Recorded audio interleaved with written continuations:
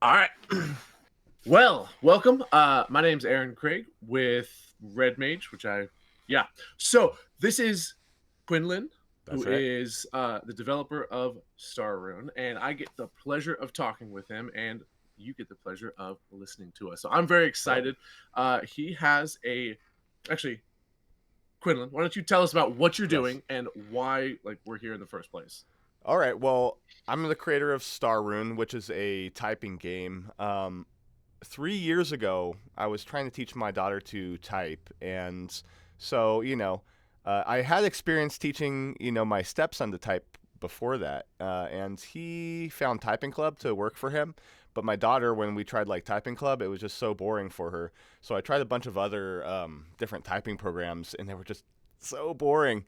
So then I was like, okay, why don't we find some typing games that'll make typing fun? So I looked around everywhere. Like I scoured, Reddit and Google and everything for all the typing games that I could find, and I found a lot of them. There's only a few of them that were like actually good, and those very few actually good games, they were clearly not designed for like a beginner, and so they would have like easy mode, right? Easy settings, but even the easy settings basically assumes that you can type at least 10 to 20 words per minute, because to them easy's like, yeah, you're slow, but you're not as fast as us, but you're not a beginner. um, so those actually stressed her out a lot. Like it actually made her hate typing because it's like type, type, type, type, or you die, you die. Oh, it's like dead, dead, dead, dead, dead immediately. Um, yeah. So I decided, why don't I make my own game? And even though it's like weird because I wasn't like a coder or anything, I don't know why I decided I was gonna do that because it's quite a lot to take on. Yeah. As yeah, as an indie dev and stuff. But I guess I just had faith, so yeah, so I started to make my own, and it changed names a few times, but now it's called StarRune, and here we are. All right, so 3 years ago, that's a good chunk of time, but I can totally understand where you're coming from. I get to teach first through eighth grade typing in various times throughout the year, and I have found on Typing Club. I don't know if Mhm. you're familiar with that ninja game where you're a Yeah. ninja, you're hopping between balloons. You Hmm. just press like one Yep. letter, and there is a good chunk of kids all through that range that get seriously stressed out because they're going to die. Oh Like, yeah. it's a simple typing game, but like they ask me if they can skip it because they're so stressed about that. Yeah, and that's supposed And to it's be a like, low stress one. That's not even yeah, like that's like yeah, the eighth lesson in the very yeah, first series that yeah, you learn to type in. And so it's like I was thinking about that too. It's like, wow, that's yeah. not for everyone. And I did have something like that in StarRune, and I've kind of removed it because it's taken me a long time to really get to know my own game and like what the core of my own game is, what the purpose is, and there's a lot of times where I want to stray away and make it fun for me specifically.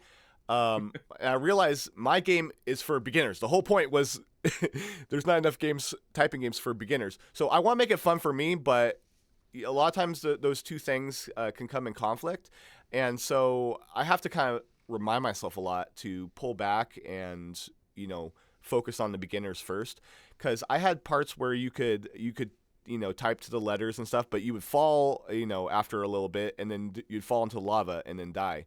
And so I removed a lot of those parts, and then there are still some parts where it's like that in the prototype, but I made it so lava doesn't kill you. So you can fall in the lava, but you're still fine. um, Nice. Uh, yeah. I want to just play it to show it off. So we talked Okay. about doing a typing test Yes. between us, a Yeah. competition. I don't know where you stand, and I don't think you know where I stand. So I'm Yeah. very curious. Yeah. Uh, so let's load it up, All show right. off the game, and see what we can do. So, All what right. do I need to do to get that ready? Okay. You could just go to starrune.net, and then there's a play Okay. demo, and that will link to the GX Games site where it's hosted. Okay. StarRune.net. I'm gonna go ahead and I'm doing multiple recording. So let's see how this goes. I'm going to try Okay. sharing my screen of this website on our video call. Yeah. And so we'll see how this goes. Okay. So Let's see. Should I? Here, I need to turn the music down. I'm on play demo. I can still see you, me, and the game. So I think we're going. And Now, yeah. oh, go ahead. I guess I will be recording my screen too, so should Give I it a send shot. that? Do you want me to share the screen right now, or let's see? No, I think you're good. I think we got it. Okay. Um, I can So send the gameplay to you afterward. yeah, that would be great too. I can for now. I can tell you what we can go race at go and then go, and then we can see which scores we get. Turn my volume down. Yeah. So you got some epic music in this. Yeah.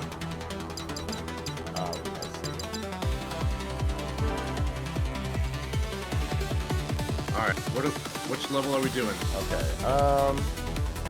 Let's see here. You've got a pretty generous demo here. Yeah, it's a little too generous.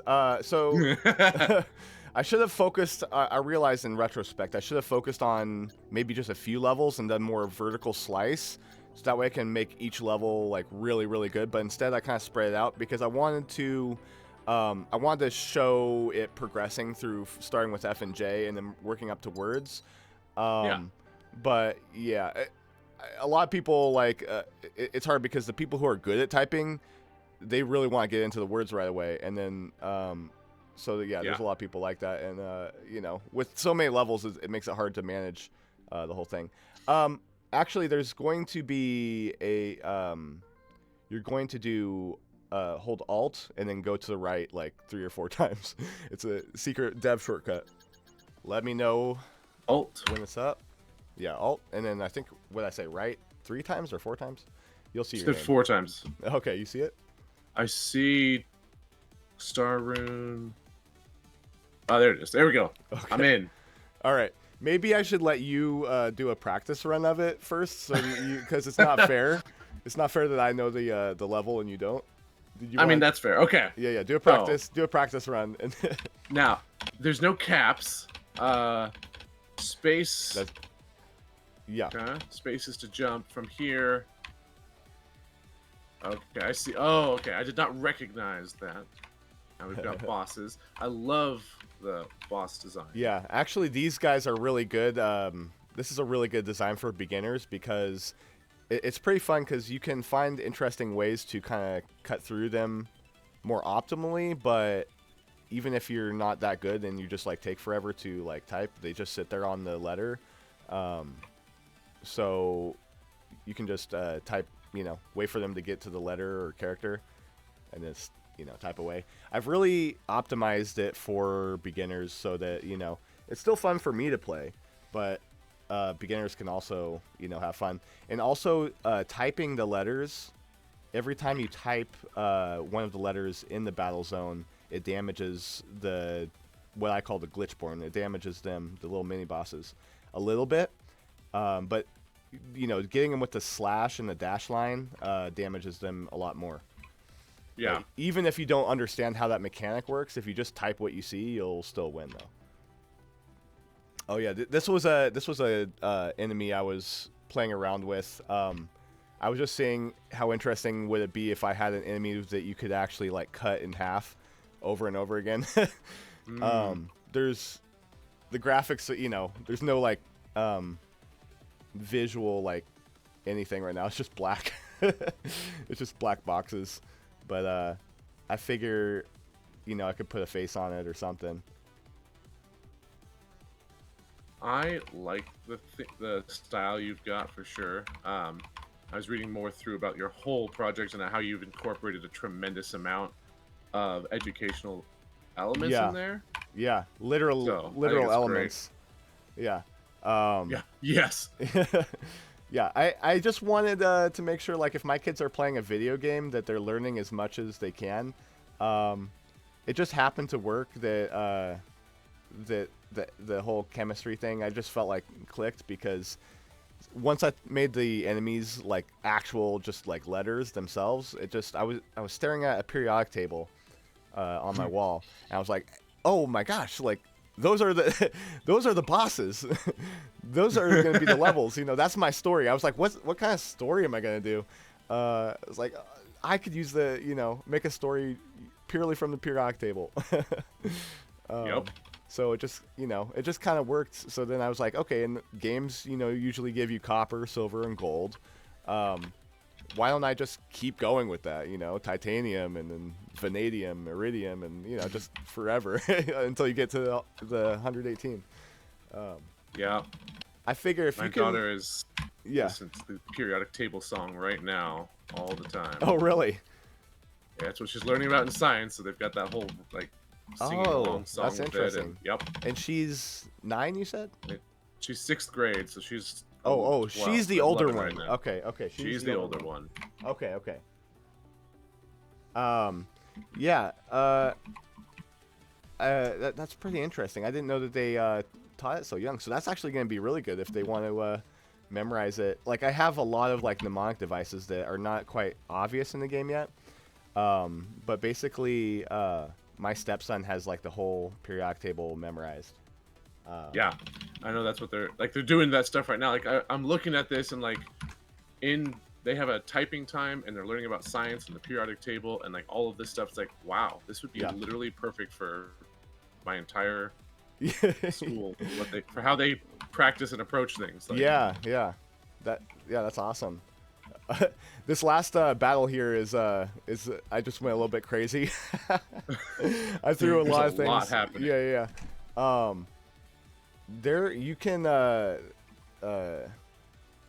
don't know if I should say this cheat code, but you can get your ultimate attack, I think, if you hold Alt and Shift at the same time. It'll like I know I was reading about the ultimate attack.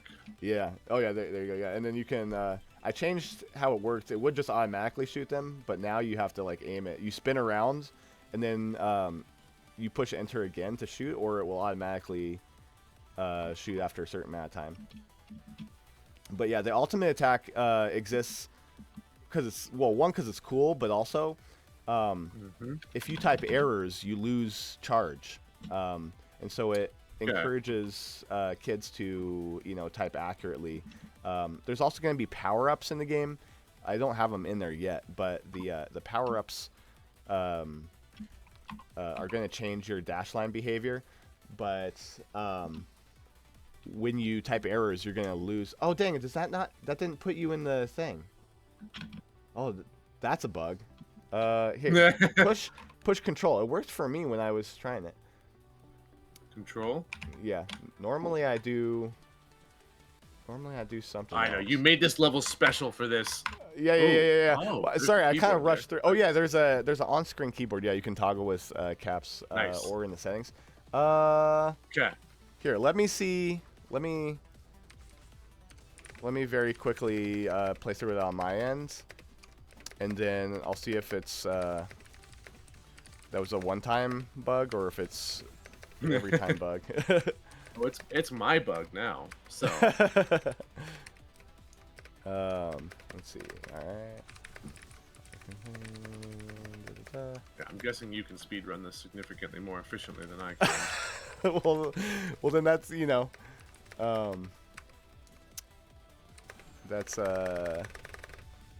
giving away, I guess, the results. Let's see here. All right. Let's see here. Almost. Yeah, that's fun though. There's a lot going on there, a lot more than purely just typing. Yeah. That's what almost every single lesson and thing that I find to teach is just going through lessons. Yes, I wanted pure typing in there. I want sections that have pure typing, but I also want it to feel like a game, right? So if it's just 100% typing, then it feels it just feels like a typing test to kids, and that's not so fun.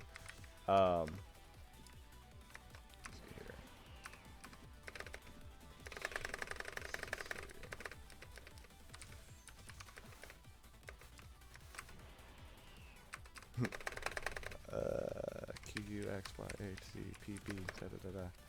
Okay. I guess I forgot how long I actually made this level. I mean, it did take me about 5.5 minutes to get here, and I'm not a slow typer, Yeah. so. Okay. I'm on the last battle now. Oh, okay, Yeah, show yeah. off. Well, I don't know who's faster. Well, and I'm also using the cheat for the ultimate. Oh, So okay. I'm not gonna do that. I'm Okay. not gonna do that when we race. I'm just doing that for the sake of getting to the end faster. I did have some kind of like dev shortcut to get to the end, but I forgot Yeah, what it was. that makes sense. Yeah. Let's see. I can get that. Now I've got my ultimate continues recharging. Okay, last guy, come on. All right. Okay, it put me in the. It did it correctly for me. So. All right, then let's hopefully let's run it down together as a competition. Yeah, let's run it as a competition, and if it doesn't work, then then oh well. All right, let me know when you're ready. Give me a countdown. Gonna start the level fresh in 3, All right. 2, 1. Okay. Aaron Craig. And you're not using any cheats, right? I'm not. I promise. You'll see. You'll see in the when I send you the video. Red Mage Creative. Yeah. Yep. Now, I gotta figure out how to take these guys out more efficiently because Yeah. my speed Yeah. is great. But I think you know how to kill them faster than I do. Sometimes it's best to wait for them to bundle up. Well, that makes sense. But I don't know. There's a lot in there that I don't even know like the most efficient way yet, which is the point. Like I didn't want it to be so easy to figure out, Yeah. I read that good game design really is about interesting choices. So I wanted to make a lot of interesting choices that were not obvious. It's not like this is the obvious thing you should do. Yeah. Always I agree with that. Yeah. Come on. Wonder where you're at. I just got past the AS. Oh wait, no, I can see where you're at. You can't see where I'm at. I'm just a little bit ahead of you. Uh-oh. Oh, there we go. Now this changes, doesn't it? Because that's not the exact same stuff. Yes, I wrote yeah, last yeah. time. Nope, that's right. Yeah, it's randomized. But I had it be so it's gonna be this like it goes back and forth between 2 letters, but which 2 letters it goes back and forth between is randomized. Okay.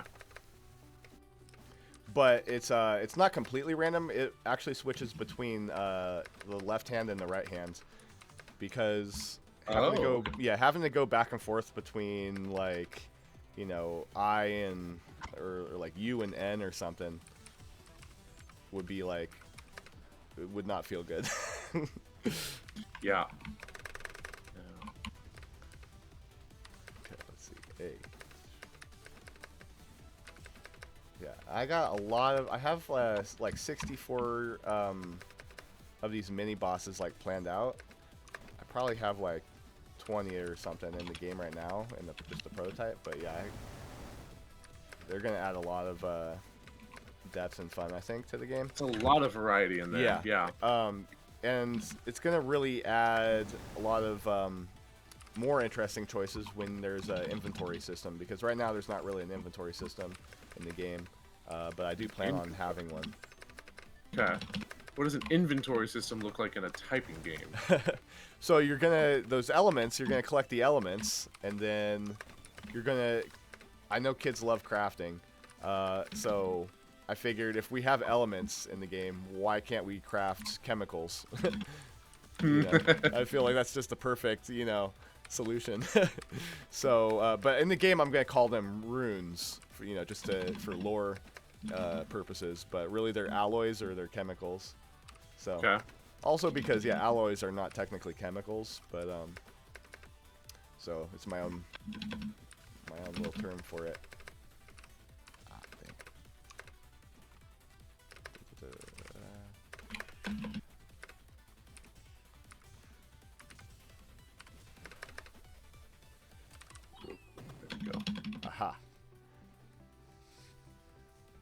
Done. Ah, Let's see how a much. final boss. I There's know, just I know, so I many see, I of see, them. I know. I don't have my special yet. Oh, your ultimate, yeah. Oh, yeah, you're supposed to start with it, but there's a bug when we use the dev shortcut to get to these secret levels. It doesn't start you with the with full charge. It's supposed to start you with full charge. But yeah, I didn't use mine either though. So, oh hey, you have it now. Oh, wait, I have it. did you do the the alt shift, or did you actually get that naturally? I think I got it. I don't Oh. know. And now I'm Oh, rainbows. also, yeah, if you get hit, this works differently now. If you get hit, they actually gives you more charge. That way, beginners who need the ultimate more are more likely to get it, the charge. Kind of like, oh, see, it worked. Okay, so then type whatever you want, a 3-letter word. Or you can type with anything, but you get a bonus for if you make it a word. Yeah, and then that'll give you like a like an alloy or chemical, except it won't show it because I rushed through this this level, and yeah, but on the other levels it will show it. Yeah. Give me your words per minute. Okay, let me see. My words per minute. Let's see. Where we at? Oh, hold on. I have to. Okay. 85. Ah, I was at 80. Oh. Let's see. 9 errors. Okay, I had a few more than that. Yeah. No, we're not going to talk about that one, though. So. I can go faster, but, you know, I was, you know, I wanted to talk about the game. I didn't want to beat you too bad. Okay, that's fair. Yeah, that is legitimately fun. I showed this to my 7th graders like at the start of the school year, and they played it for a little while, and then we moved on to typing club for a little bit, and like they keep asking me, can I do this, when can I do this? Like, yeah, okay. It made an impression for like a week, like 2 classes of playing this game, and they're still talking about how awesome it is. That makes me very happy to hear. And it's not like, you know, I think that it replaces every, you know, typing program or anything like that, but I do think it creates a lot of intrinsic motivation to learn typing, because once you learn everything, then you're excited to use it, you know, in the game. And unlike there's a lot of other typing games where most of the game you're just like holding, you know, WASD or like the arrow keys, right? Or it's even weird, some other weird like arrangement. But the cool thing about StarRune though is that you're literally moving, you know, through the level just by typing. You're not like just holding arrow keys down the whole time. The whole time it's I mean, it's really like a typing test. it's like a typing test. It's just like dressed up, you know, except for I would say the battle zones. The battle zones have an interesting, unique mechanic, but for the other parts that are more linear, that's really more of just like a typing test. And then you get these kind of fun little battle zones that kind of switch things up. But yeah, it seems like the entirety of the game, like the mechanics and the theme, and you've put a lot of work into the story, the lore, all of that. It all comes together to fit very nicely, and your focus is definitely on the education side, right? Right. Yeah, and I've spent 3 years perfecting like the design and coming up with the story, because I want the story. I just want I want to make something that's just, you know, kind of like a masterpiece. I want everything to be as educational as it can be, but without sacrificing the fun. There's a lot of things that are educational, but they're really not fun, and there's things that are really fun, but they're really not educational. So I wanted to like get the best of both worlds, and like it's really, really hard. But I've been working on that for the last 3 years. Like if you look at the graphics, like, and I'm not talking about like the motion of it, but if you just like look at a still shot of the game, it's really not all that great. It's pretty crappy. So I definitely haven't been working on the art for 3 years, but I've been working on the story and the design, like the mechanics.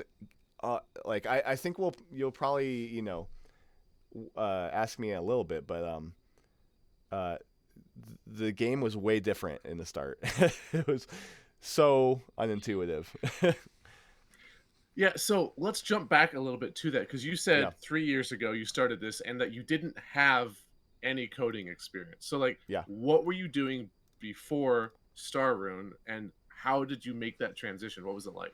Yeah, so for like the last 15 years, I've been doing music, and I would say the last 10 years, I've been doing it full time. So I've been doing music production just as a freelance audio engineer and musician, making instrumentals and stuff. Um, I've actually worked with some pretty big YouTube channels. The most notable one would be PewDiePie, but I didn't talk to him directly.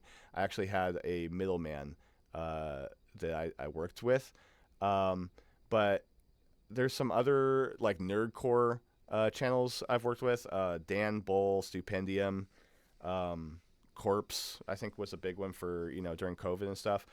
And Okay. so like I have a lot of the music background, and so I really also for those 3 years I spent a long time trying to make sure I get the music right because it'd be very embarrassing for me as a professional musician to have really crappy music. Um, So the but music in the game is all by you. yes, the music and the sound effects. The music and the sound effects are all by me. Um, Okay. there is for the art. There is like for the explosions and stuff. That is from an asset pack that I've just shrunk down to a smaller size. Which does carry a lot of the like artistic weight. So that's not me. But the music and the sound, yeah, is all me, and I plan on keeping it that way. So I'm Yeah. not looking for a musician or sound engineer. I am looking for a visual artist though for the in-game art.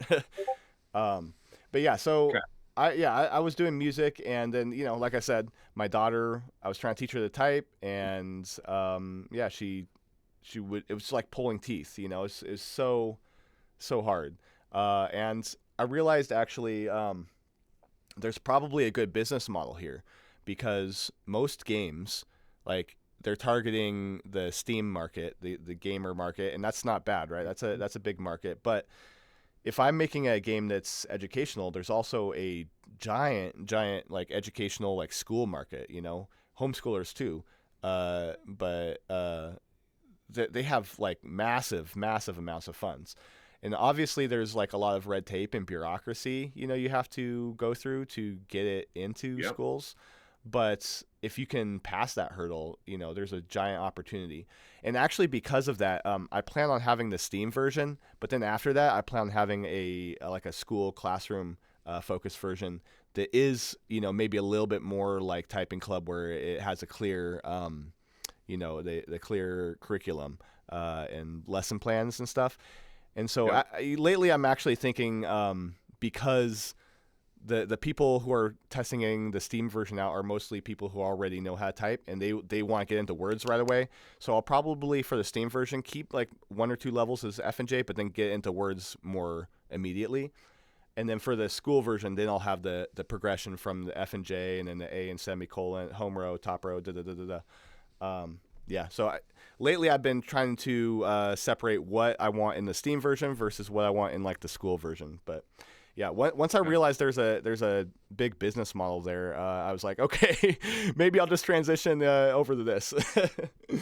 Yeah, Yeah. and I can attest to that. I have been doing it, teaching for several years, and the typing club is fantastic. It's free, which is nice. Yeah. And then there's typing.com and there's Nitro Type, which are huge.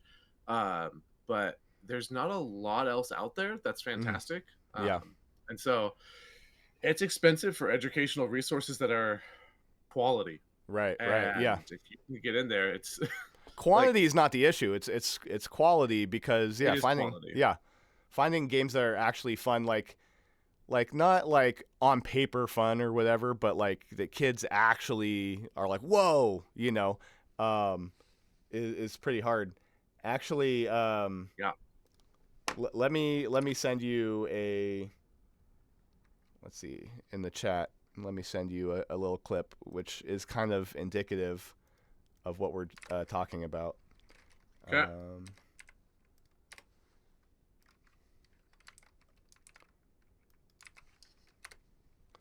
All right, this is a little clip I just got from one of the festivals I was playtesting at.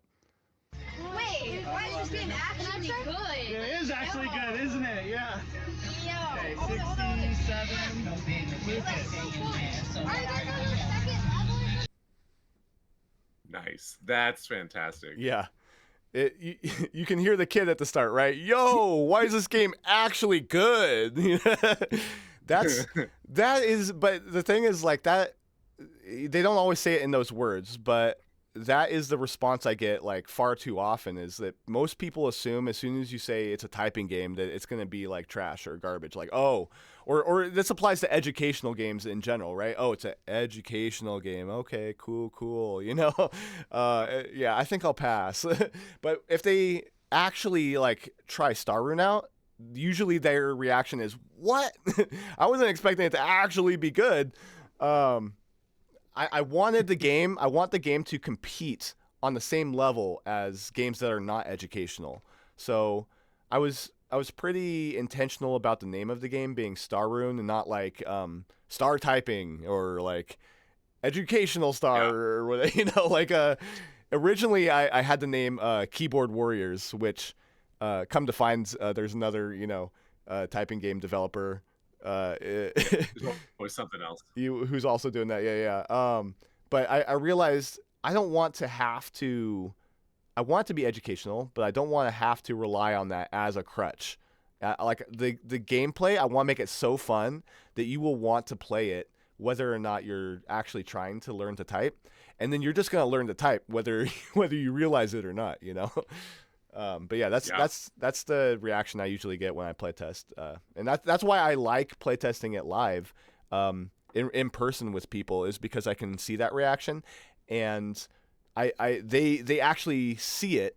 Online it's a lot harder because as soon as you say educational, then people don't want to click. They tune out right away. Yes. Yeah. There's a stigma. And your game has so much. So much beautiful visuals, even though it's placeholder art or whatever you want to call it. Yeah. Like there's so much going on there as soon as you press one key. Yeah. Whereas so many games, like you have to build up and learn how to do the mechanics, but like your mechanics are literally just pressing keys on the keyboard. Yes. It's not about timing. It's not about reaction. Like it's just learning how to type, but you're kind of tricking them into that. Yeah. But it's instant feedback. It's yes. instantly cool and popping and engaging. And I feel like you're showing that off at festivals has like clearly gone very well. Right. And is really cool. Yeah, I want to talk about that as well. Yeah, let's do it. So let's just go on that. We'll bounce around. So all right. You've been showing this off. When did you start going to festivals, and like why did you go that route, and what's it like? Because I've never gone to show off a game like that. It seems like it would be nerve-wracking and difficult, and like, is it expensive to? Like, what's the whole thing like to do something like that? It's been kind of a wild ride because, like, when I started this, like I haven't even been thinking, that far into it. It's just so I brought this to a play date that my daughter had with her friend, and we were doing it at Carl's Jr. and there was like a play area, and her friend, she really liked it, and she had a brother also with who was nonverbal, with like heavy autism, and he kind of looked like he wanted to try it, but the sister was like, no, he's not gonna understand, he'll get frustrated because he won't be able to do it. And I was like, well, just let him try, because you can see he was like really like, wanting to do it. So he gave it a shot, and I had to go watch my 1-year-old at the time. And I come back, and he's like 5 levels in. He's figuring everything out on his own, all by himself. And he's like, you can see this giant like smile on his face. He was supposed to give it back to his sister so she could have her turn. But he didn't want to share. So, and then there was like a crowd of kids that started forming around, and they all want to play. And I was like, dang, like I didn't think it was like at that point yet. It was really, really good. It got such a good reaction. I was like, okay, I need to get this in front of other people, as soon as I can. So when was this? This was probably a year ago. Yeah, probably a year ago, around the same. 2 years of development or so? Well, 3 years. The start was 3 years. So I spent. Right. So you started 3 years ago. You Yes. showed this off a year ago. So Yes. it was 2 years into development. Right. 2 years into development. That's correct. It started. It actually started as an asteroids tutorial, a GameMaker tutorial for that asteroids one. Yeah. I know about that. Yeah. Yeah.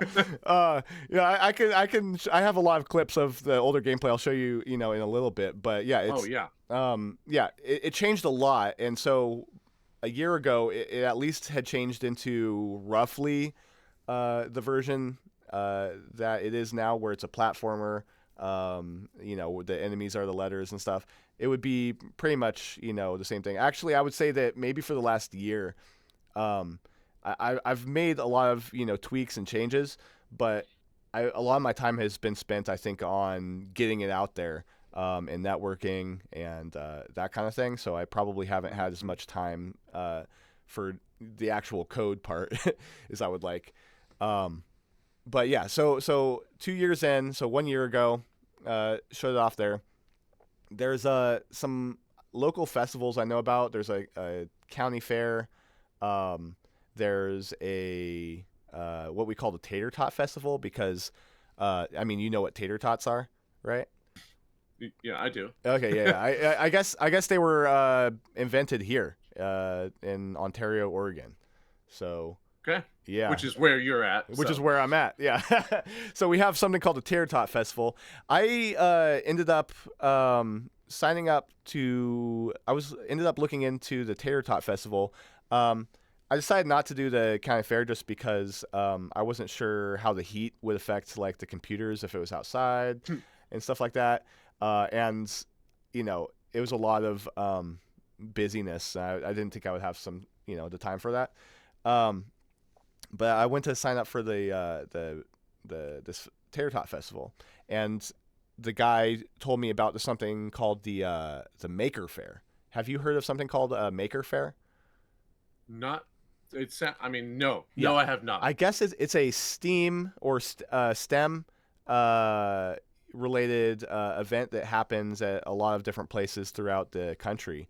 So it's not like STEAM as in educational, Steam, not yes, Steam, the gaming platform. Yes. That's why you and I know what we're talking about. Yes. General right. might not understand Science, that. technology, engineering, art, math. I believe. Steam. Yeah. Maybe STEM actually would be more appropriate, because I'm not sure if there's a big art aspect. But it's a big STEM event that happens in different places. So that was actually free. And that was indoors, so I didn't have to worry about like the heat, like the sun, heating up, frying the computers or anything. So I took it to that, and it did really well. And from there, I got connections to a lot of other local officials and people. So the librarians, I got in touch with them. Yeah. And so I started doing these events over the summer. I did 2 events a week at the library in coordination with the library. And one of those events each week would be in coordination also with the Boys and Girls Club. Yeah, so I used that local maker fair to build connections, and then I did other events, with the library. And I didn't know, what kind of connections I'm going to get. This whole thing isn't planned out. I'm just like, yeah, that sounds good to me. We'll do it. So I printed out I got on VistaPrint, a big banner and stuff, and brought it. And it was so successful with the kids. The kids, really loved it. And from there, then I did the actual Tater Tot Festival. And then that's where that clip came from. And that was like crazy successful, which, I think was a lot of validation, because people weren't going there expecting an educational product. People were not going, oh, let's find what kind of cool educational stuff we can find. They're expecting fun, like carnival games and other stuff. And there was literally a rock wall and like a tank and stuff, like literally right next to my tent. So yeah, I spent, I think it was like maybe $200 on a tent, like $100 for the fee to do this event. So that's maybe $300. Oh, and then maybe $50 to $100 on renting a generator, because because I had to plug in the computer and laptops and stuff. So overall, maybe like $350 for everything. But obviously, if I do it again, I don't have to pay for the tent again. So you're taking your desktop, your laptop, some keyboards, some monitors, just what you've got, and just throwing it up something on like a table, and just letting people play. Exactly. And so there'd be a lot of people, walking by, and they'd see it and be like, "Whoa, what's this?" And they check out and be like, "Oh, what? It's a typing. Oh, be like, it's a typing game. Oh, okay." And then they try it out, like, "Whoa, They press a key. Yep. Oh, dang, it's actually good. What? Why? Why is it actually good? Yeah. So in the future, I would probably like to have more laptops because it's a lot easier just to set up the laptops. But yeah, I wanted to maximize the number of computers I had. I only had 2 laptops, and then I had a desktop. So, I did that. But, in the future, maybe I'll get like 5 or, 6 laptops and just set them in a row. That'd be way more convenient. But yeah, it did really well there. And then from there, I got more connections with people in the community. And so every month I do another STEM night at a local church. And yeah, that's been going really well. And the library has been hitting me up about doing more events too. So there's a lot of events like that. Like, I've started doing my own research into events. I'm not at any points in my own game where I'm ready to like take it because it's not there. But what you're talking about is you started somewhere and you made those connections. So like you're talking, you're networking, which you're a musician, you're a programmer. Would you consider yourself to be social, outgoing, and extrovert? Yeah, so I would say I have kind of like an introvert side and an extrovert side. So I heard the term ambivert or something, I've heard, or omnivert or something. I don't know, but I can sit alone in a room by myself working on the game, on the code and everything, and like I do, and I lose track of time. And like I don't talk to anyone, for I could, I could just not talk to anyone for days at a time or whatever, and I'd be fine. But I do really love also getting out and actually like talking to people. And my wife says I'm like really loud, so I am a big social person too, and maybe that's because I work from home, and because I'm a musician, I'm a freelance musician. I work from home all the time. I've been working from home for 10 years. And so maybe I'm just like hungry to actually like go and interact with people because I have a lot of energy, and I get like really excited to see people and talk to them about, whatever. Maybe other people like just get burnt out of, their normal job interacting with people. But for me, since I don't usually interact with people, I was like, yes, people, there's people, I can talk to them. So I can do both. Yeah. Okay. So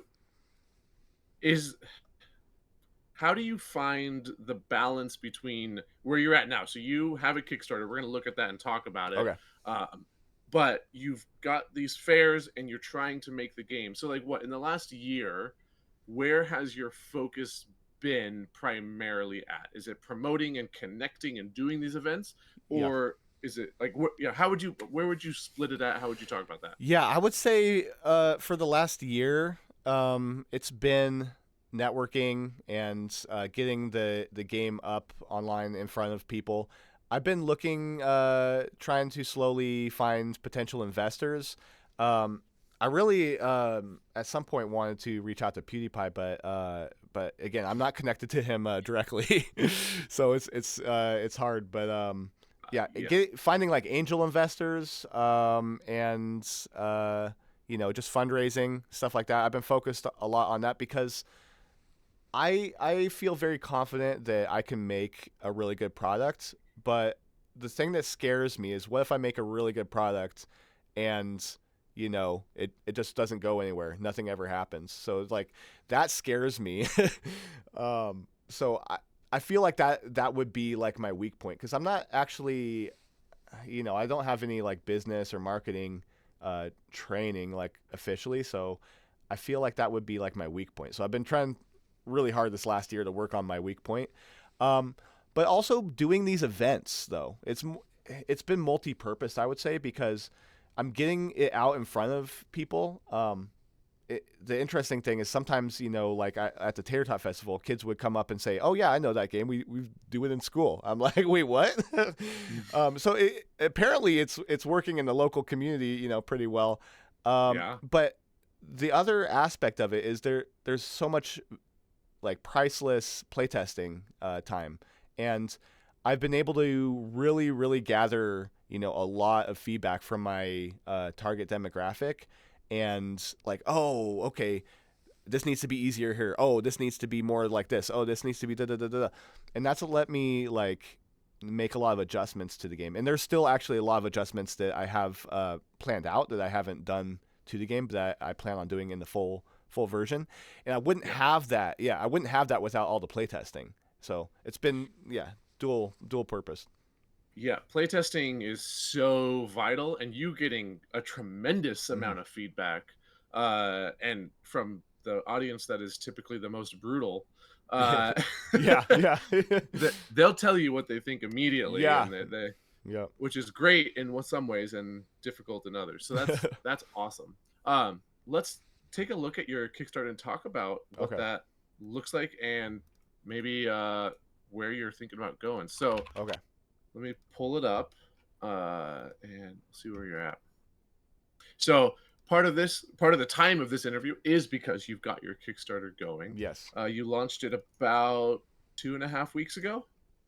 Yeah, it's been about a couple weeks. We're just maybe barely over the halfway point, and we're about almost halfway funded. So something I noticed, from Kickstarter is there's usually projects that are either not funded at all or projects that are crazy funded. And we're at a weird spot where we're just kind of like, going along, we're halfway there, halfway done, we're just chugging along. So I would describe it as, not as bad as I was afraid of, not as good as I hoped for. Like I was hoping it'd be, launch and it goes boom, boom, boom, crazy. But I also was afraid that I would launch and it'd be just at 0, for the longest time. So we're like right there, at an okay spot.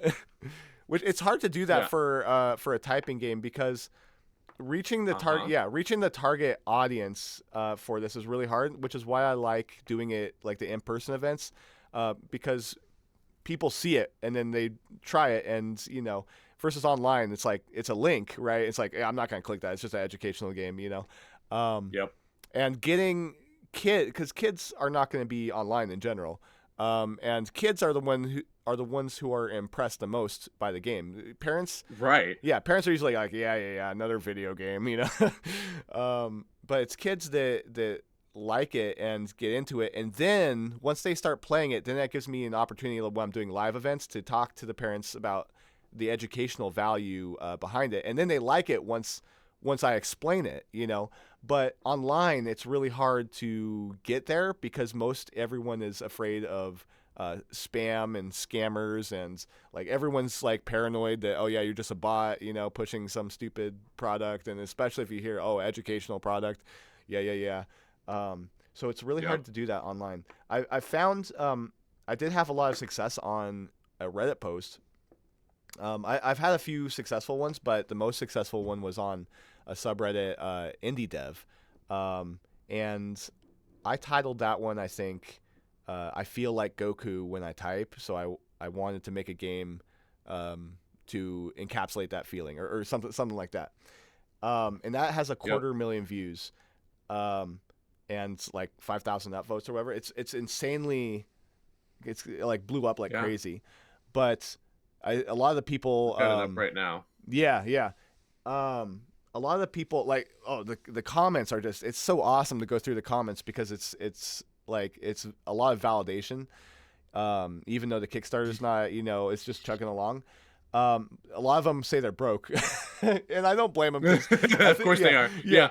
The economy, I think, is not doing, too hot right now, but so everyone, is like broke. It's probably bad timing, but there's always an excuse, right? It could just be an excuse, but just seeing, all the support from not even people that are really in the demographic, because those are just like indie gamers and stuff, and indie developers and stuff like that. That's not even close to like my demographic.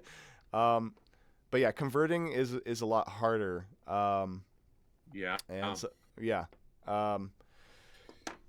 Yeah, but it helps to have those posts, though. I would say, maybe a good 30 out of that, 250,000, maybe a good 30 or 40 backers came from that post. Yeah. I also found that because I started running ads on Reddit, and I found that the best demographic, well, what I tried different demographics, and one of them was the gamer market, and then one was like typing enthusiasts, and then another one was like science, like either science students or science teachers. The gaming one had a very good click-through rate. They had actually the best click-through rate was in gaming, but that was the most expensive click-through rate too. Like the cost per click was the most expensive, and I imagine that's because all the AAA game companies are paying for those ads too. They really want to advertise to that market. So even though it does really well there, I don't think I can compete, funding wise with the AAA studios. So I stopped that. Then I was surprised actually. The typing, the demographic for typing enthusiasts was okay, but not really the best. But the educational, like the science demographic, actually performed a lot better than those other two. Well, I would say it's about on par with the gaming one, but a lot better than the typing one. So I've actually changed the Kickstarter to focus a little bit more on the educational aspect. Originally, I had a lot more stuff about the lore right away. I've bumped up the GIFs, and then right now I kind of removed a lot of the lore stuff. I'll probably put it back in maybe at the bottom, but I wanted the educational stuff to kind of hit a little bit faster. And then I've also found that there's a even better demographic is coders with kids. Yep. Yeah, that's you and me. I stand. That's you and me. That's yeah. us. Yeah, that's us. So yeah, coders with kids is actually the best performing. So I'll probably I'll have to spend more ads there. But yeah. Yeah. So your Kickstarter's up. It's running. You've got about 2 weeks left, and you're around close to about halfway. Yeah. What is your specific plan with this Kickstarter fund? Like, you've been working on this project for 3 years. Mm-hmm. I'm guessing primarily in your spare time. Yeah. So what's the point of the Kickstarter? And then if it's successful, what are you doing? If it fails, what are you doing? Okay, so if it's successful, what I want to do, the first thing I want to focus on is hiring that artist. This is the biggest question mark right now for the game is the in-game art. Because if I have to, I can do the art myself because it's not like it's super realistic like human animations or anything. Right. So yeah, if I have to, I can. But I know that there's some really, really good artists out there who can just take this probably and then make it just more beautiful so that I don't have to rely on the motion stuff so much. So when you see a screenshot, it looks just as nice as when you see it in motion. Which is hard because it looks really good in motion. It just looks really bad. Yeah, it just looks really bad in a still frame. So that became apparently like obvious, like so obvious when I was uploading the art on Steam. I'm like, oh man, it says to upload the screenshots, and I'm like, oh dang it, this does not show what's going on here. It's not showing the boop, boop, boop, boop, boop. Yeah. So the number one priority is getting an artist. I'm not sure if, this will be enough for like a really, really good artist, but I feel like this will give me more leverage to say, would you be okay with this as a down payment? And then, we can, work out a deal after, maybe some equity or something. But this gives me more leverage to find an artist who like really brings something of value to the game. And it's not that I just want to find any artist. I need to find like the right artist because a lot of artists, they're like good artists. Like they make very realistic. They can like make very realistic human portraits and stuff like that. But when it comes to making something a little bit more abstract for this game, they're not so good, because this game, more than other games, it has to have like high contrast between the backgrounds and the enemies, because you need to recognize the letters. In other games, you just need to kind of see that there's something there.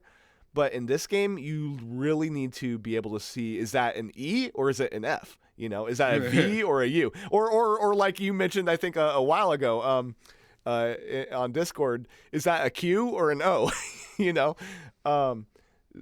Being able to recognize the letters is so important. So, but also at the same time, I don't want to just be like text with a white background.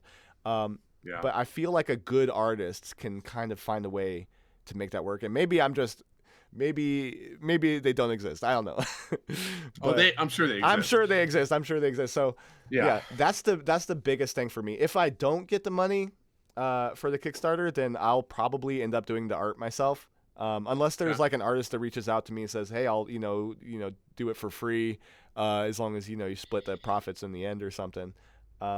But yeah, I'll probably do some of the like all the art myself, and then a lot of the features I wanted to put in the full version, I'll probably have to cut some of those like extra features and save them for like a rainy day or whatever. Yeah. Okay. Cool. So why did you go specifically Kickstarter? You're talking about finding funding for an artist, so that makes total sense. Yeah. You talk about how you want different art. I love it. I totally agree with you that the screenshots don't do it justice, which is why you've got GIFs everywhere, right? Yeah. Yes, exactly. I like the art, but that's neither here nor there, because I know nothing about art. Yeah. But why did you go specifically Kickstarter instead of trying to find? You talked a little bit about finding a publisher or funding, angel investors, stuff like that. Did you not have success there, and so you went to Kickstarter, or did you always think about going this route? Well, I've always thought about this route, because you can always run a Kickstarter and do a publisher. They're not mutually exclusive. No, they're not. Right. So I figured I'd start out with Kickstarter. But I'm still looking for like angel investors or just investors in general. But a lot of aside from angel investors, finding like investment funds and stuff like that, they usually want, I think, a more finished product and more real like actual like data. So right now, like I don't have any sales because it's not out there. And I haven't even made the school version yet. So if there were going to be serious like venture capital like funds or something, they would probably be more interested in the school version, and that's something I'm going to start after the Steam version is done, and I haven't even finished the Steam version. So that's something I have a long list of investors, like venture capitalists and stuff like that I plan on reaching out to. I just don't think it's the right time yet. But I am looking for angel investors, but it's not like there's like a magic list of angel investors that you can just reach out to. Yeah. So that's why. Kickstarter, because like I'm not quite done yet with the game, and I just assumed that Kickstarter would help kickstart the project. But the thing I've learned is that Kickstarter actually is not so great for kickstarting. Yeah, I like the name is very very misleading, because if you look at the successful projects on Kickstarter, they're basically done. They're like finished products. Like the art is amazing, and like that's something that the art is always so good on the successful ones. For me, like I'm a musician and I made the music really good, but you don't see that. You don't see that when you're just browsing through the different titles. You don't see, oh hey, the music's really good on that. So I have a challenge, whereas the art, which is probably the main thing that brings people like the eyeballs to and then they do the clicks. My art's not quite there yet. But the successful ones, the art's really good. Everything's, usually very polished and good already. And you can tell they're not like starting out. It's they're kickstarting not the project, but they're kickstarting their marketing campaign really. the marketing or the actual physical creation of things. Like I know I do a Yes. lot of board games, Right, and right. so it's a lot of money to actually make and distribute that, and that's where that comes from. Yeah. So Yeah. And I think that is like the main thing that sells on Kickstarter is board games, card games. Like that's I guess a lot more popular even than video games. And yeah, I did not realize that because I thought it was, focused on helping a project grow out of, an idea or a prototype or whatever into a full product. But it definitely yeah, seems to be, it's you come there with your full product and all your, everything's done, and then you're going there to, like you said, to get the money for the physical goods, or you're getting money to invest in the marketing campaign, or you're using Kickstarter as the marketing campaign in and of yeah, itself. almost like pre-sales Yeah. without pre-sales. Yeah, Well, yeah, and so Kickstarter, if you get like funded like right away, they're more likely to put you at the top with the projects we love, which gets you yeah, some real traffic. And one thing I've noticed is they fill the screen, the top of the screen of each subcategory. They fill it up with as many projects we love as possible. And there might be like a few, if you click view more, there might be a few under that. But it seems, aside from the projects we love, there's no ranking system, because my project was buried somewhere between 90 to 150 projects down, and a lot of those projects above mine were projects with zero funding, like 1 day left, zero funding, or 30 days left, zero funding. So it's not like, oh, they only have 1 day left, so that's why they're on top, or they have 30 days left, so that's what. yeah. And they'd be They've less got some sort funded. of algorithm. Yeah. Well, the thing is, I'm wondering if there's not really any sort of algorithm, but it's just kind of like, I mean, obviously it has to be some algorithm. I just don't think it's a very smart one. But the thing is, like, it seems to be random, but that Kickstarter wants your project to get funded, because if you don't get funded, they don't get funded, because they just take a cut of the sales. So I don't think they're trying to screw anyone over. It's just my theory on this, and this is just my theory. But my theory is that no one clicks on the view more. There's so little traffic probably that clicks on the view more, that they don't really bother with or sorting or organizing anything under there, because it doesn't make any real statistical difference in traffic. So I think they fill up that top page with the ones that are, good, that are more likely to get funded, and then they don't really care about the stuff under. That's my theory, because they have a motivation to make your project successful, but I think that they just don't bring that much traffic unless you're in that top page.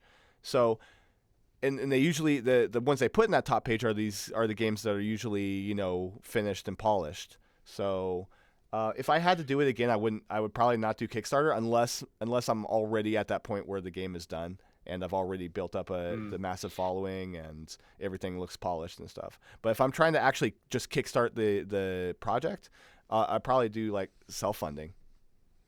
Okay. So Kickstarter, all that to say, tough, rough, and not always successful. But I'm wishing you the best, and hopefully this will help. I've had both failed and successful Kickstarters, so I understand where you're at. The book that I wrote several years ago was paid through Kickstarter, and that was a successful one. And then my family, my wife's side of the family, and now we as well, love doing board games and designing them.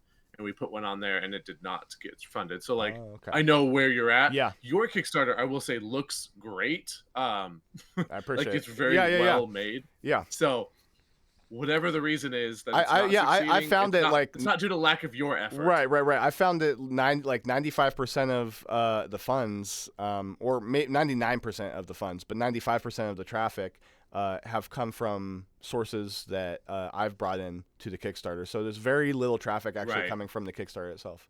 Yeah. Yeah, which is interesting, but yeah, that's okay. So Kickstarter is a whole world into itself. You've done promoting, you've done fairs, you've gone out, you've done all this stuff.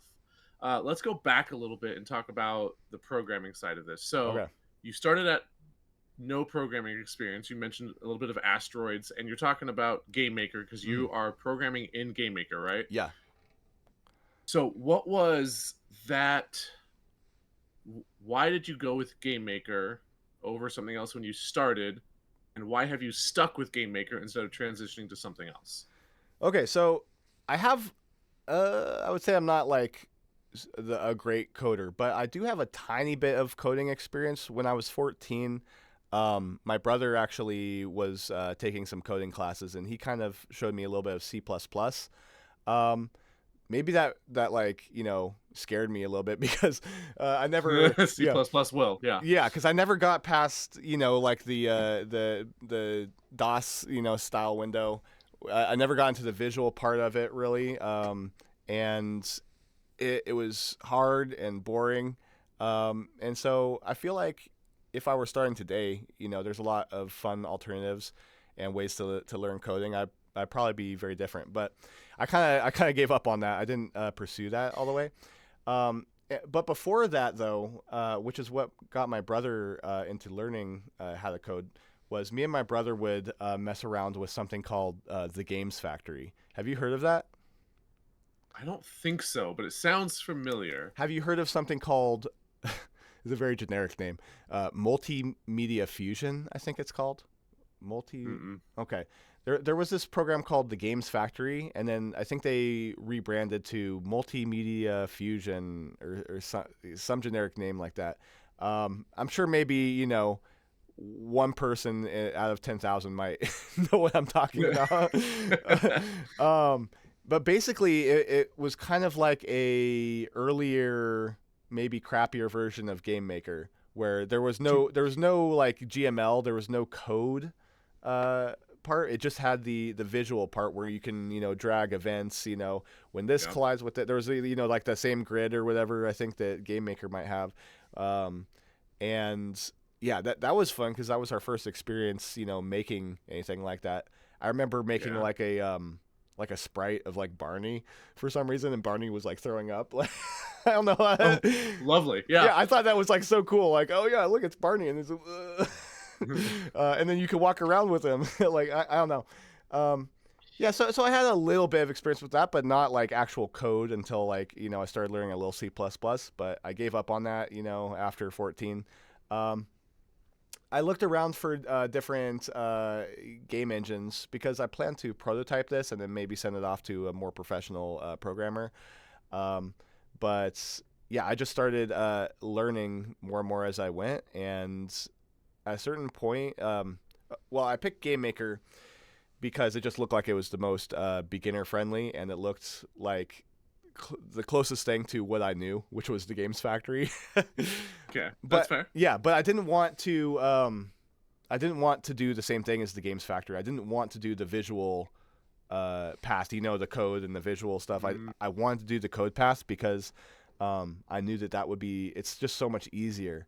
It's just so much like you think that the visual is there because it's supposed to be like easier or whatever, but it's just so much easier to just write a couple lines rather than this thing with that thing, Yeah. Once you know how to code, then it's just so much easier to just type in a couple lines of code rather than messing around, especially as the project gets bigger. I can't even imagine what that looks like with a giant, massive project. You probably have more experience knowing that since you kind of have taught it, but yeah, I can't imagine managing it that way. But the reason I haven't changed now is just because I've gotten so used to learning like all the things in GameMaker, and I know like where everything is and where everything's at, and if I switch now, then I'm gonna be like starting over. I've got familiar with it, and it's the same thing with my music production stuff. I work in a program called Cubase, and there's some other programs that look kind of cool that would be neat to use now and then, but every time I switch over to a new DAW, it's like I'm a baby all over again. And so unless I have just the time to kill to relearn, I'm thinking I'm gonna stick with GameMaker until I'm done with the Steam version, and then I'll probably use Phaser or something that's better with web for like the school version, because the school version is going to be web based. And then but I think GameMaker should be fine for the Steam version. Oh yeah, I mean it does do the job, and I think I have not put enough time into the web side of GameMaker to know its limitations and its. But yeah, you can, and obviously you've got to work in demo, and it's awesome. So Would you right like now to, for your oh go on. oh sorry, would you like to see the where I started, since we're talking about picking up GameMaker? Yeah, Would you you got like some? to, because like I was saying, I started with a tutorial in GameMaker that was asteroids. So let me share my screen. Okay. Share screen. Entire screen on. Here we go. Okay. So I found I can see some old clips. Some really old clips, because I actually would record some of these as I was progressing. That's awesome. Yep. So I was doing the this probably looks very familiar. I was doing that asteroids tutorial. I think there's a girl who narrates that. I forgot her name.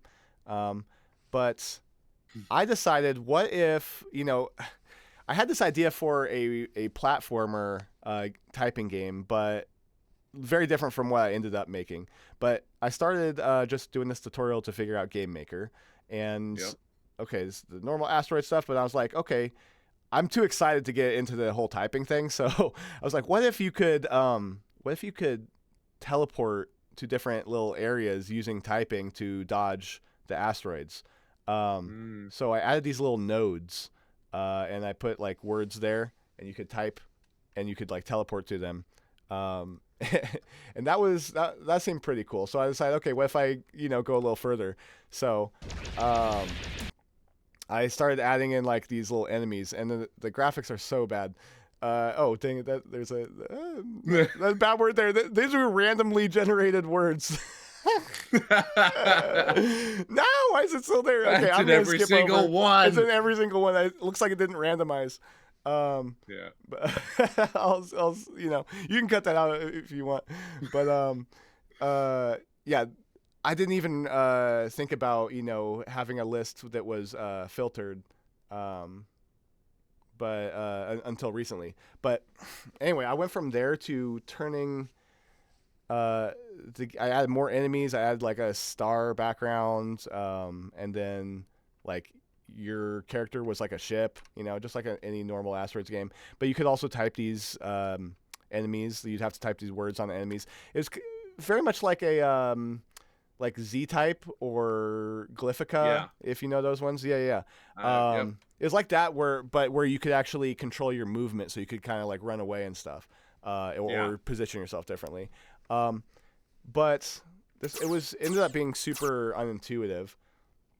The controls, right. I love the controls, but it only made sense to me. It didn't make sense to anyone else. Eventually, I tried experimenting with what if, instead of like words, like the word, because you could change the word length. What if I made the word length just one? So I like did this whole thing where I changed the letters to just be one letter long, and then suddenly I'm like, bouncing all over like the map or whatever. I was like, hey, whoa, this is actually like really cool. This is like, now this is kind of like Dragon Ball Z, I don't know if have you ever seen Dragon Ball Z? A tiny bit. Yeah, not they're like much. teleporting all over the place and stuff. I'm like, oh wow, this is actually like really cool. So that led me. Eventually that leads me. Yeah. Oh yeah.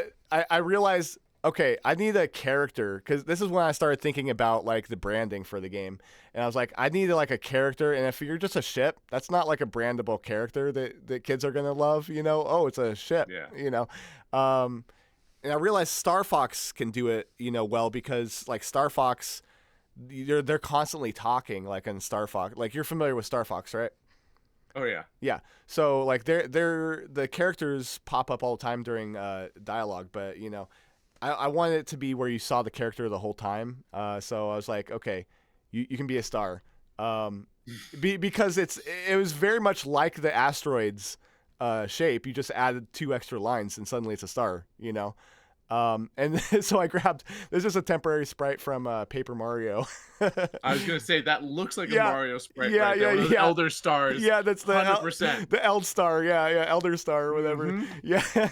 Yep, So originally recognize it. the character when I made him a star was from Paper Mario, because I was like, if Paper Mario has characters that They are do stars, such a good job with their characters. they and do. stars, Yeah. So I was like, I could make that work too. And I realized if my main character is a star and I'm typing let me skip ahead because there's a lot of different clips. Skipping months and months of work. Oh yeah. There's a way more than this too. But This is such a good chronicling of what your project is. That's fantastic. Yeah, originally it was gonna be green, like. That's a lot of green. Yeah, I like green, but that's a lot of green. I was thinking like the Matrix, like green, But I realized. Have you seen something called alphabet lore? Alphabet lore. No. Yeah, on YouTube, there's like this really popular video series called Alphabet Lore, where it goes through the alphabet, and the characters are just letters from the alphabet. And it's funny, it's emotional, and they do a really good job storytelling with just letters as characters. And I realized if I'm typing one letter at a time, each enemy just has one letter attached to them. Why not just make the enemies themselves letters? So at this point, I started turning the enemies into just the letters themselves. The letters, yeah. And you can see there's like some shapes and stuff there. That's because I wanted I needed enemies that you couldn't just type to defeat, because that was just too boring to just type to defeat all the enemies. So there's some enemies that are letters and some that are shapes. Eventually, those shape enemies I turned into the mini bosses now. They're glitchborn, which are going to be made from ASCII art, so they will technically be like letters and characters or whatever. Yeah, so I it saw fits, that. Yeah, so it fits lore wise, it still fits. They're all still letters. It's just that they're so small that they can make pictures of other things. But yeah, I started and I had undercase letters, I guess at this point. But yeah, then I added in like the elementals. This is Lady Florine, number 9. And yeah, it started to get really fun because you could, let's see, I don't know if I have, oh yeah, I'm just like, This is pretty close to where you're going now. Yeah, exactly. And then, let's see, what did I have here? Oh, and then I started adding in the cookies. So I was like, okay, I have these asteroids in the game, but I don't know if this is an asteroids game anymore, and I want to make this more kid-friendly and have more interesting lore. I'm like, okay, this could be cyberspace, right? Because all the enemies are letters, and where would that make sense? What would the world be in that case? And I was like, oh, well, cyberspace, that would make sense for, letters to be like characters and stuff like that. Literally characters are characters. And so I'm like, cyberspace, and cyberspace has cookies, do you accept our cookies? And those are kind of like, those could be like the asteroids, so I was like, hey, that's actually, I don't know if anyone's done that idea where there's asteroid cookies. So yeah, I kind of did that. And then so I kind of I was like, oh, it feels really cool to go through like these areas where you just kind of blow through like these cookies or whatever. Yeah. And then this is where the game starts taking shape to what it is now, because there's these like battle areas. You have the linear paths and then battle areas, but it's not a platformer yet. It's kind of like I still am not sure what kind of game it is. You're moving through these linear areas and you got the battles. At some point, I was like, okay, I wanted a mechanic that would push you in a direction constantly, and then I was like, wait a minute, that's just gravity.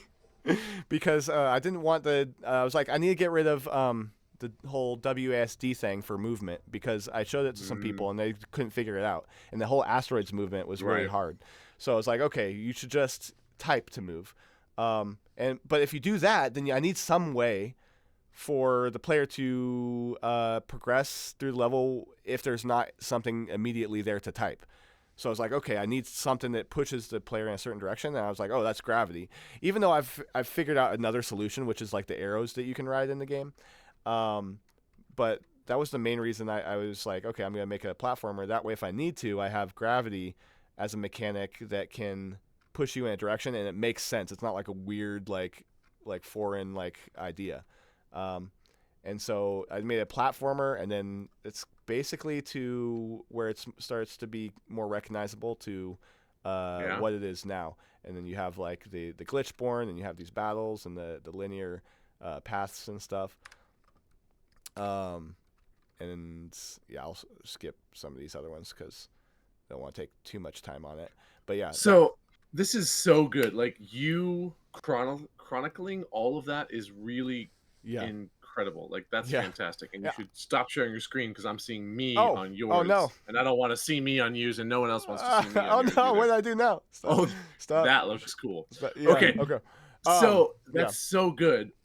And you blow through that with video logs, but like each one of those steps was a challenge and a hurdle. Either technically, artistically, like what has been what's been one of your biggest challenges, like technically as you code and you program it, and then what's been one of your like biggest successes that you feel like you've had?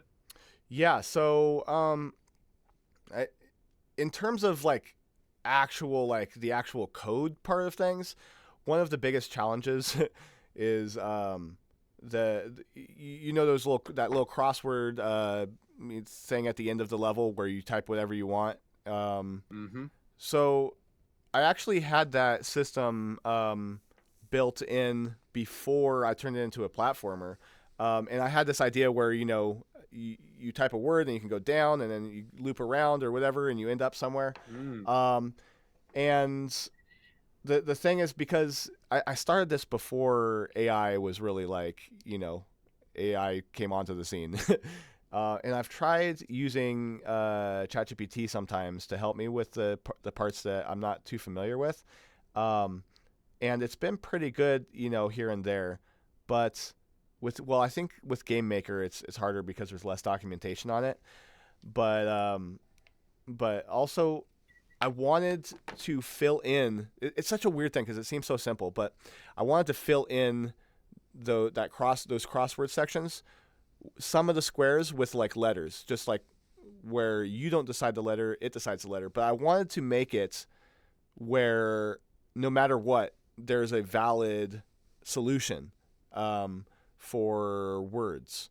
And so I was thinking, okay, we'll have our crossword thing, and then you as the program, you're going to not the player, the program. I want you to go through possible solutions until you have found a correct solution for the entire thing, and then you're going to get rid of everything except for maybe one or two or three letters here and there. That way we can guarantee that there's a solution. We can have random letters thrown throughout the thing, but we can also guarantee that there is a solution, because if you just randomly add letters, there's going to be a lot of times where there is no solution, and that'd be frustrating as a player. And just coding it, like I don't know. I really need to take the time to just code it myself, because like AI has not been helpful at all. It always messes up, and it's so much more fun with those random letters in there. But yeah, I just want to make sure that there's a solution there. But like, it just looked like it was going to take me a long time to type up all the code for it, like a long time, because what you're doing sounds like regex. Have you used regex before? It is. I don't understand like how to program it well, but regex is exactly what you're doing, where you can like put in what you want, and like you can match words and letters and characters of any lengths to any sort. And like that's exactly what it sounds like you're talking about, and like that's a difficult thing to do. It's like it seems not so hard, but like getting into it is a lot harder. And so like I could do it, it's just I don't know if I want to dedicate like 2 full weeks to just do that one feature itself, which is not like even the core like part of the game. So in terms of like coding, like what's the hardest like thing to actually do? I say that oddly enough has been the biggest challenge. But the biggest challenges are just with the actual design. I'd say because I will, like you said, each step along in the process was, it wasn't just like, oh yeah, boom, oh yeah, boom, oh yeah, boom, boom, I'll just do this, I'll just do this.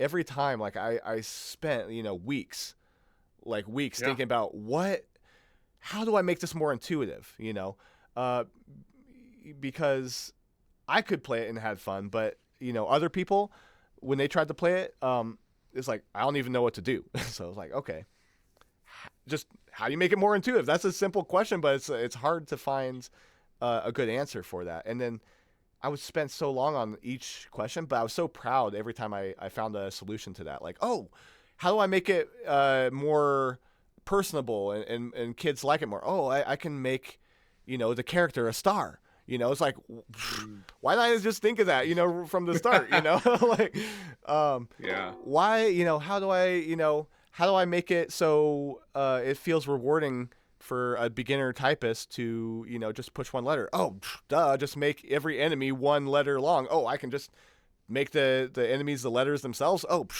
it's like, why not just, when you say it, like, after you've thought about it, it feels like you should have thought about it from the beginning, Yeah. but every time it took like weeks. And like, I'd be thinking about these things. There's still things I think about, with the game. A lot of it now I've moved on to like the marketing side of things. But in terms of the design of the game, I would just be, sitting, eating dinner, thinking about it, thinking about it. My wife would be talking to me. I'm just thinking about the game. And she can attest to that because she gets really mad. She's like, did you even hear what I said? Just thinking about more StarRune and stuff. Classic. Yeah, I'm just thinking about these for weeks on end. For the actual code side of things, I will say that it has been helpful to have ChatGPT and in other AI. I would say it's really, really bad with like art, but it's pretty good with code. Not always. There's some, like I said, this one thing I just cannot get it to do it, so I'm gonna have to do it myself. But that has helped me along, and it's also helped me rather than using the GameMaker manual, which is what I was doing a lot. It's just easier to type it into ChatGPT. What's the function that does this in GameMaker, and it will pull it up faster. So even if I'm not using it to code stuff, it's easier to learn, the language faster. Yeah. And that's an entirely different topic there, but it's interesting to see how you're using it within that, and being able to articulate and describe what you want is sometimes the hardest part of it, because you've got this idea, but it's complex, and so getting that across is hard. So okay, that's really cool. I love that chronicle that you've got. That is so cool. I appreciate it. I didn't chronicle it like thinking, oh, this is going to be way different in the future, so I want to get it. Right. Yeah. And that evolution of your game is exactly how it works. I think for a while there, I taught like, hey, you should try to like, when you write your game design document or like you write out your idea, you should try to have it all laid out. But it's much more of a fluid changing system, because you start with an idea and you're like, oh yeah, that kind of works, this doesn't, and then you just evolve and you move it. And if you're so fixed and set on one thing and you're not willing to adapt, I think your project, your game, whatever it is, suffers greatly. I agree. And I think your evolution of that shows so cool. 1,000%. And here's the thing: is like I didn't start out like, oh, like I'm gonna make this game, and then so okay, I have to write out my game design document or whatever. I did hear people some people suggest start with your game design document. I don't know how you can do that because you don't know like what is going to be good until you actually get into it. And so I think you have to really prototype, but I have found it to be useful to have a game design document. So like I have a game design document. I have like something for the art and the mechanics and a bunch of other things, but that's changed so much over time. It's so like I'll prototype and then I'll put my ideas down into this document, and then I will go back to the prototype and I'll change stuff, and then I'll have to change the document again. But the documentation helps me with stuff with the game, but it's like it goes back and forth. So like you said, it's alive. It's a living thing. It's not like, okay, do the game design document, do the game. It's not. It doesn't work like that. Yeah. I think pretty much Especially anyone if who's you're making especially if you're trailblazing into a type of game that hasn't really been made yet, which is kind of what I'm doing, you know. it is. You've got a very unique market and type that you're going for, whereas Yeah. most people, when they set out to make a game, it's like they want to make, well, most people want to make the next MMO, right? Mm. But Oh, you're yeah. making a platformer, you're Yeah. making an RPG, you're making a roguelike, like whatever. They're very similar games and things to look at in styles, whereas I think StarRune is very different in that regard. Yeah. I've played a lot of typing games and they do not feel like StarRune, Right, which right. is good Yeah. for what you're doing, 100%. And you've gotten that Yeah. feedback, like not just from me, but Right. dozens, if not hundreds, of people from that playtesting you've done, which I Yeah. think is one of like the biggest things to take away from this is you put it out there, because I'm sure a lot of your ideas have come from the feedback you've Yeah. gotten, Yeah. whether it was like actually in the form of feedback or just of, oh, this, I Yeah. liked this, or I didn't. They didn't give you the idea of, oh, change this to make it like that. You're Yeah, like, yeah. yeah, you struggled this way, or this worked really well, and so you went further with Yeah. it. They bring problems to your attention and you have to decide how to solve those problems. The first big thing I had to solve was just the controls being completely unintuitive. Yeah. It's like it's not like I was told how to do it, you know. Like, oh yeah, you need to make the controls da da da da da. It's like, oh no, this I don't even know what to do. I like, how do I play this? I don't even know. So it's like, okay, that's a problem. How are we gonna solve that? So then that takes weeks of thinking, mulling it over. How, you know, and sometimes you might solve it faster or slower, but yeah, that's a lot of thinking. And yeah, listening to people who are critical is like, as long as you know, like, they're being honest and they're not just like making stuff up to you know, be mean or whatever. But I found that usually people are just will be honest. If anything, a lot of people will they'll be dishonest in your favor and say, oh yeah, it's great, when it's Right. not. Yeah. So when you do get like critical feedback, I feel like, yeah, you really should pay attention to it. So, you know, sometimes take it with a grain of salt or a grain of sand or whatever the expression is, because sometimes the feedback I get is from people who are like very fast typists, right? And a lot of times they want stuff that is like, oh yeah, you need to make it, you know, oh, so you can fall in lava, or, you know, da da da da da. And it's like, I could if I listen to that, then it's not suddenly not going to be so great then for the kid beginner typist audience. So you have to curate, I guess, which things are worth, you know, changing and which aren't. But something that's like, you know, it's not, I don't even know how to play this, obviously I'm going to listen to that. But if it's something that's trying to push it more towards, you know, away from beginners, I have to be like, okay, I understand. Maybe I can figure out something to make you know, appease you a little bit, but I really can't let go of who this is really for, which is beginner typists. Because otherwise, then it just becomes a typing game that, like all the other typing games, you know, there are good typing games out there. They're just not for beginners, you know. So yeah, you really have to curate that a bit.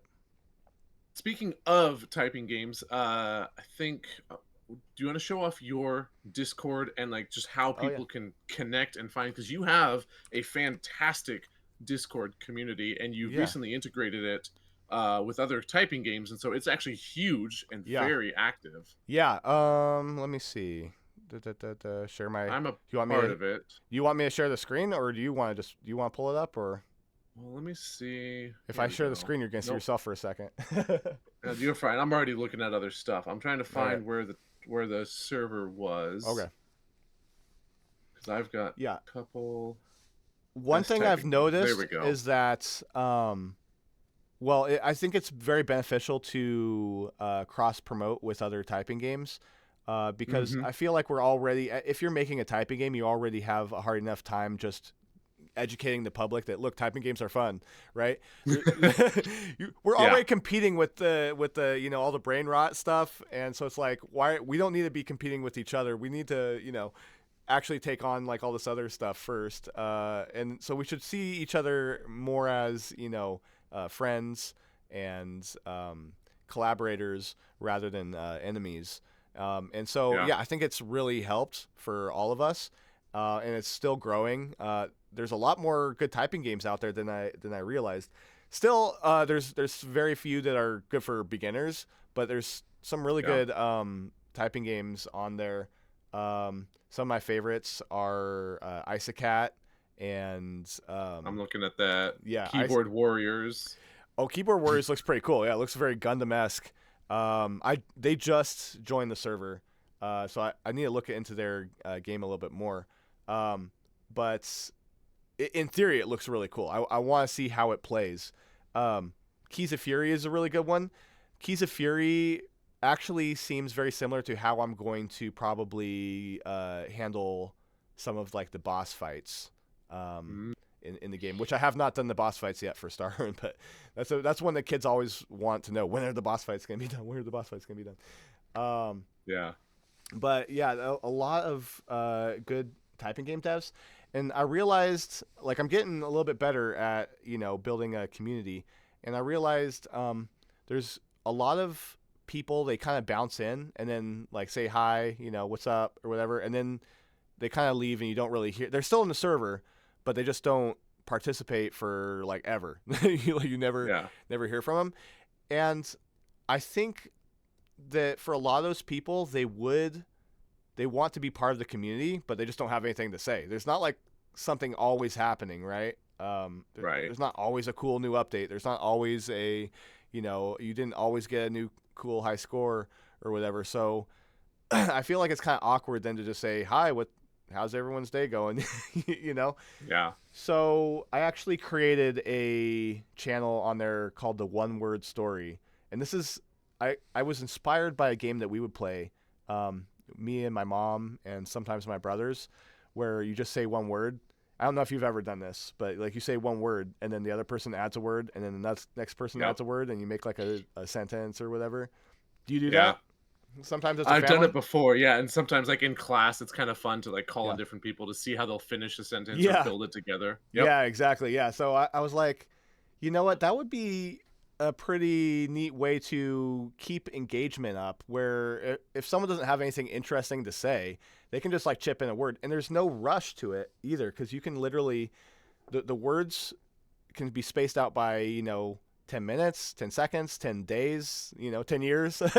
You can literally just chip in and join in at your own time. There's no rush.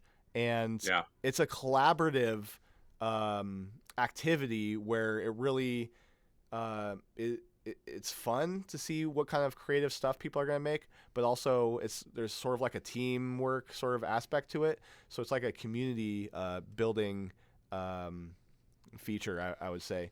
That's something I'm kind of proud of, because I was working a lot on like how do I keep engagement up, and I think it's been pretty well engaged from that.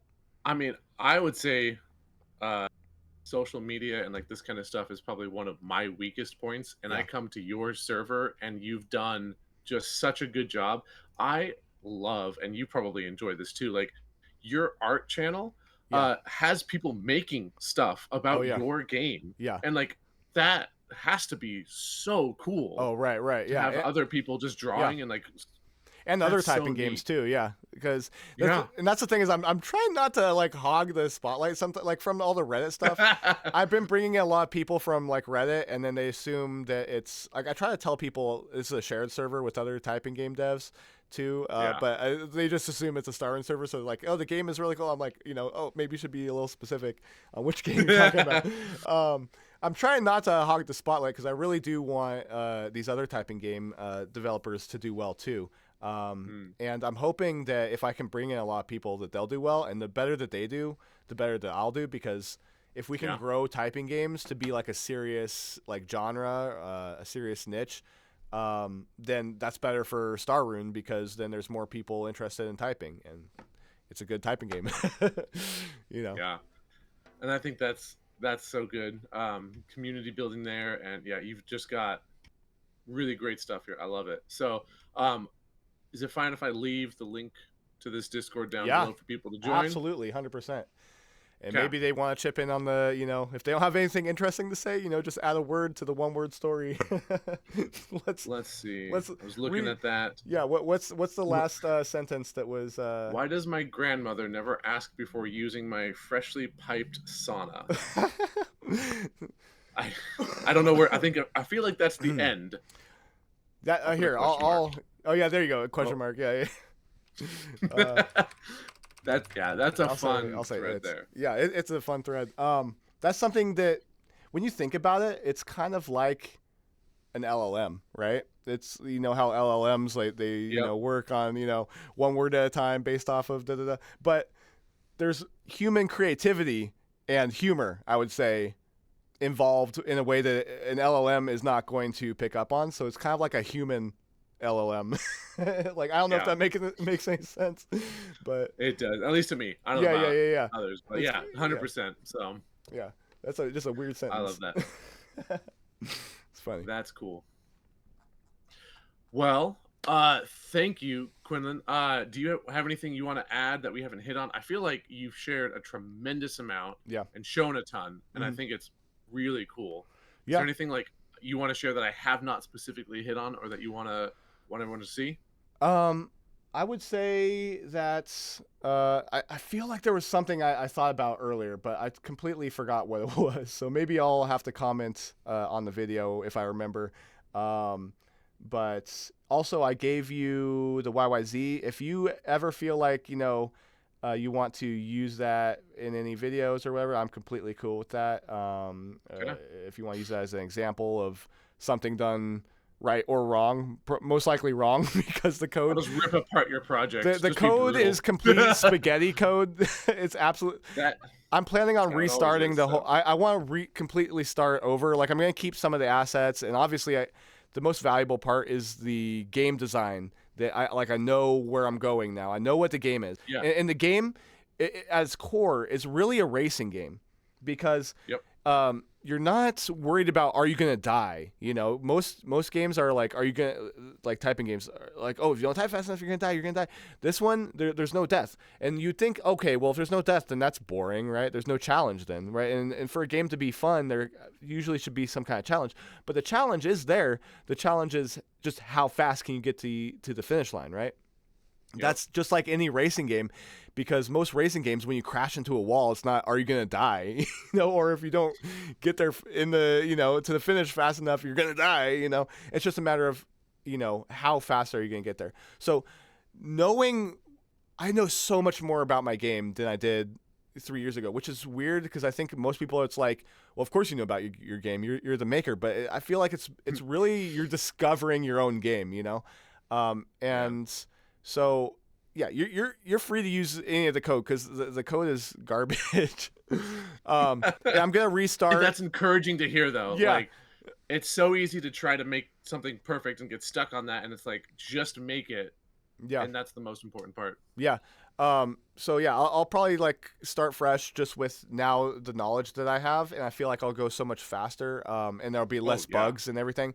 Cause like I'm not like even one thing that will probably be different in the full version is you won't be able to go to the left unless you are in a battle zone. A battle zone is still like free, go wherever you want, but going to the left, even when we were playing that level just between you and me, there was a spot where that made it so you could have gone back, and then if you went back, I jumped up and went back, and then it like teleported me right to the next letter. And sometimes that can get you stuck because then you go back and then there's nothing left to type.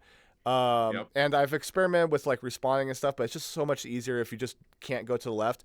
You're trying to get to the end, and it's like most platformers, it's left to right. And also that's another reason why I chose a platformer, because like Mario, like most other platformers, you're already accustomed to going left to right, and we read and type left to right, so it just makes the most sense. And if you eliminate that hesitation in the player's mind of which way am I going to go, if they already know which way they're going, then it's just going to be a lot more intuitive. They don't have to think now about which way they're going, and it's not going to be like a big MMORPG, full, adventure, full world adventure type of game, because you're trying to go for speed, not just open exploration. And that's something that took a while for me to get down to, because everyone wants to make like a Metroidvania or something, or like you said, MMORPG. And I actually started with that idea too. It was like, oh, I want to be able to go anywhere. But then I realized the core of my game is actually going from the start to the finish as fast as possible. Yep. And there's fun things in between. And yeah, you're seeing some more of the level and it feels like you're kind of exploring, but it's not truly like about exploration, like not free exploration at least. But yeah, so I understand the game. I'm going to start for fresh. So if you want to use the code, feel free. It's probably going to be awesome examples of bad things to not do. But it's also a full project and game, and that's further than a lot of people get, because they get hung up, they get stuck one way or the other, or like you discovered, you try to add way too much stuff instead of sticking to what actually makes your game unique. Because if you try to add everything in, like that scope creep, that problem, like make your game focus in. Sometimes I'll cut 90%, right? They'll add like another 100%, and then cut 90%, and you add another, and you do that over and over and over again, and it's you just go through this process of refinement where you're just left with the very best of everything, but you have to be willing to throw a lot away every iteration. I think I had something that I was gonna say, but I'll probably have to just comment. Okay. Oh, I was gonna say also, this is not the other thing, but I'm pretty proud that I made it. I want you to take a look at this. I don't know if I sent this to you before. I'm just gonna message you real quick on Discord. Have I sent you this before? This is my daughter when she was 1. This is my daughter playing it when she was 1. I just want to show you this kind of progression in terms of my 1-year-old, now 2-year-old daughter. Okay. So I'd be working on the game, right? And I would be playtesting it. I would literally walk away to go grab something for, 10 seconds. I'd come back and she would be like on my chair. I didn't put her there. She would get up on my chair and then start trying to type. She was 1 at the time, and so she, obviously she's just doing the space bar, but she got that instant feedback from the whole jumping thing. So she's like, yeah. Now, check this out. Let's see. Check this one out.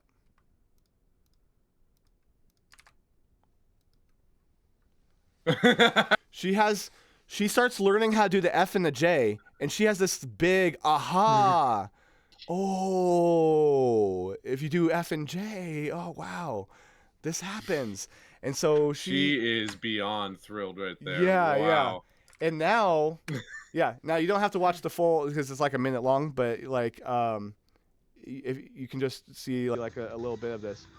Now she's 2. She's like going on 2.5 almost, and she's got the F and J down, and a lot of times she uses thumb for space, and she knows basically where all the home row letters are. And this was the first level, so you don't see that, but she knows where all the home row letters are. Obviously she's not using the correct fingers for the other letters, but the fact that she's dare she? Yeah. Obviously her hands aren't even big enough for that yet, but I didn't even make this to teach a 2-year-old or a 1-year-old, but I'm just, by listening to that feedback that I got about it not being intuitive, I eventually made it so intuitive that literally a 1-year-old, wants to play it and is able to play it. And I guess that's something before, we end the call that I just wanted to brag about a little bit. That is so cool. That's worth bragging about. Yeah. So even a 2-year-old can play it, even a 1-year-old. Yeah. That's awesome. I appreciate that. I mean, getting your own kids to do that too is the most exciting thing. That is really cool. That's why I did it at the start, And then I realized there's a business model there too, but doesn't hurt. If there was not a business model, I would have still been making it. I probably would have cared less about people's feedback though, because I'm just making this for me or whatever. But because I'm realizing, I'm making this not just for me, I'm making it for you guys too, and for your kids. So I think that also helped me care more about the feedback, which has really helped shape the game. Yeah, that's awesome. I'm just gonna bring up your website and Awesome. make sure people know where you're at. So it's starrune.net. .net. That's right. Rune Rune as in you've got RuneScape. Rune as in RuneScape. Yeah, You've some got a people nice think looking website. yeah, some people think ROOM, room. That's a an issue I didn't realize when I first came up with the name, I guess. But it's too late to go back. Yep. At some point, yeah, you You've just got a gotta be like, nice yeah. website. You've got a demo, Kickstarter. Join the Discord. You've got all of this stuff right here, and it looks great. So StarRune is a fantastic. StarRune.net is where they can access. I'll put a link to the Discord down below. Yeah. It's already here on the website as well. But this is really cool. This is fantastic. And Quinlan. one other thing seriously. I should mention before we end, just really quick, is that I watched your tutorials. I was watching the girl doing the asteroid thing, but I was also watching a lot of yours. And so I really appreciate what you're doing and helping beginners.